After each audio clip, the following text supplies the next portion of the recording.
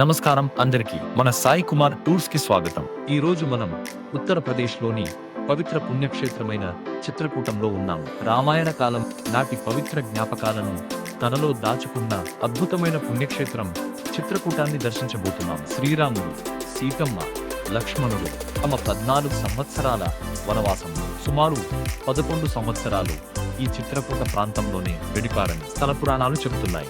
అందుకే చిత్రకూటంలో అడుగు పెట్టగానే రామాయణంలోని ప్రతి ఘట్టం మన కళ్ల ముందు జరుగుతున్నట్టుగా అనిపిస్తుంది. మందాకిని నది ముందుగా మనం దర్శిస్తున్నది పవిత్రమైన మందాకిని నది. చిత్రకూటంలోని రామ్ఘాట్ ప్రాంతం గుండా ప్రశాంతంగా ప్రవహించే ఈ నది ఎంతో మంది భక్తులకు పుణ్యస్నాన క్షేత్రంగా ప్రసిద్ధి చెందింది. రామ్ ఘాట్ అన్నమాట. ఇది మందాకిని నది చిత్రకూట్ లో ఉందన్నమాట.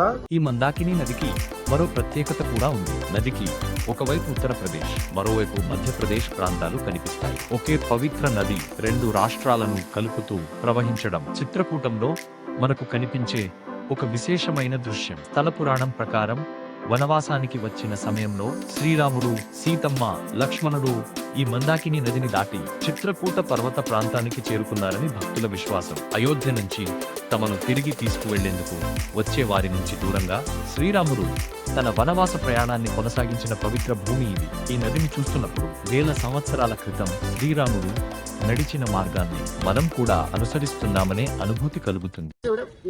చిత్రకూట్లో ఇది మందాకిని నది అనమాట. శ్రీరాముడు ఇక్కడే 11 సంవత్సరాలు ఇక్కడే ఉంటారు. దాంట్లో చిత్రకూట్ పర్వతం అనమాట. ఇదే నదిలో ఉంటుంది. ఇదే నది దాటుతూ ఉంటారు.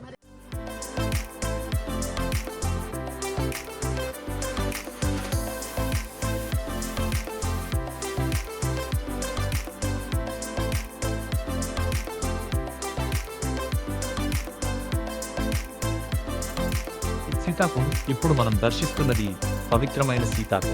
వనవాస సమయంలో సీతమ్మ ఈ ప్రాంతానికి వచ్చారు. ఈ పవిత్ర జలాలతో ఆమెకు అనుబంధం ఉందని స్థానిక భక్తుల విశ్వాసం. భక్తులు ఎంతో భక్తి శ్రద్ధలతో ఈ పవిత్ర జలాలను స్పర్శించి సీతారాములను స్మరించుకుంటారు.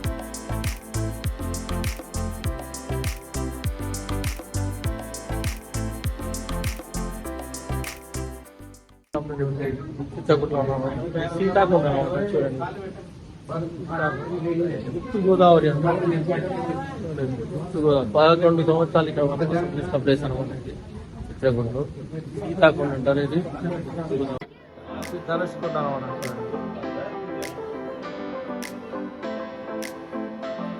ఎలా ఉంది చిత్రకూట పర్వతంలో శ్రీరాముడు వనవాసం చేసిన గుహ.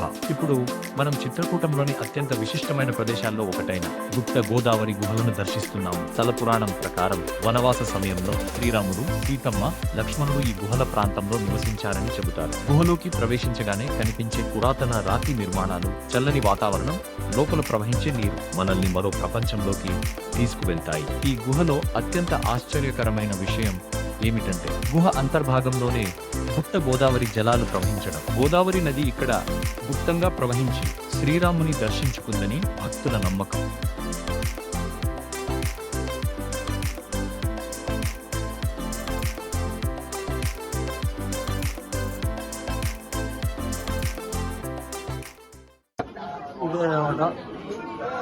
అన్నమాట. ఇది సీతాకు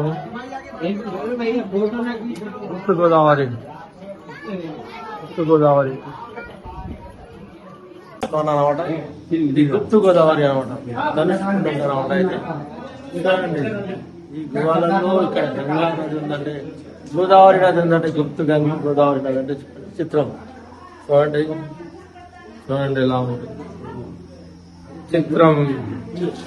మహిమా చూడండి గుప్త గోదావరి అన్న చిత్రకూట పర్వతంలో చూడండి. ఇది మహత్యం ఎలా ఉంది గుహ చూడండి. శ్రీరాముడు 11 సంవత్సరాలు ఇక్కడే ఉంటాడు. మాట్లాడి ఎలా ఉంది చూడండి. 11 సంవత్సరాలు ఇక్కడ నుంచి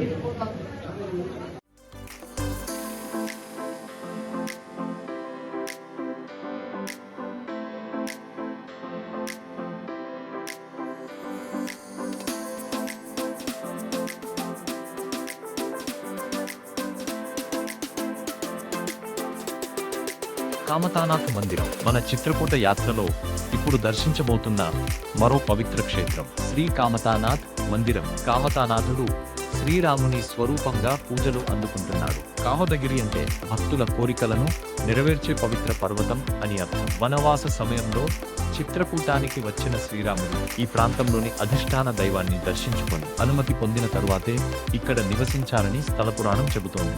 అందుకే చిత్రకూట యాత్రకు వచ్చే భక్తులు కామతానాథుడిని దర్శించుకొని కామదగిరి పర్వతం చుట్టూ భక్తి శ్రద్ధలతో ప్రదక్షిణ చేస్తారు.